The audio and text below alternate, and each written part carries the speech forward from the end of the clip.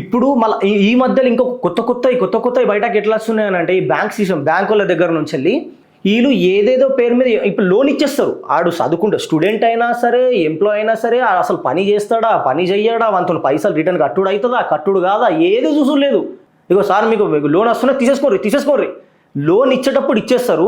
ఒకవేళ వాడు రిటర్న్ కట్టకపోతే అంటే ఎవరికైతే మీరు లోన్ ఇస్తున్నారో వానికి లోన్ ఇచ్చేటప్పుడు ఆల్టర్నేట్ నెంబర్ ఎవరైతే షూరిటీ పేరు మీద తీసుకుంటారో వానికి అడిగిస్తున్నారా మీరు? నేను ఇప్పటిదాకా ఒక 10 మందిని చూసిన నా సర్కిల్లో.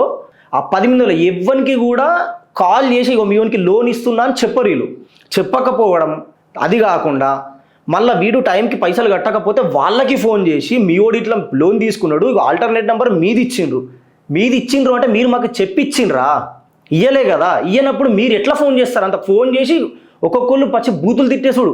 ఈ ఇన్సిడెంట్ నేను లాస్ట్ టైం ఒక 1 year బ్యాక్ కూడా చూసిన, రీసెంట్గా కూడా చూసిన, మొన్న కూడా ఈ సిచ్యువేషన్ నేను ఒకళ్ళ దగ్గర చూసిన. ఇప్పుడు మీరు ఇచ్చేటప్పుడు ఎంత బాధ్యతతోనైతే ఇస్తున్నారో తీసుకునేటప్పుడు కూడా అంతే రెస్పెక్ట్తోనే పైసలు వసూలు చేసుకోవాలి. హరాస్మెంట్ల కింద పోవద్దు.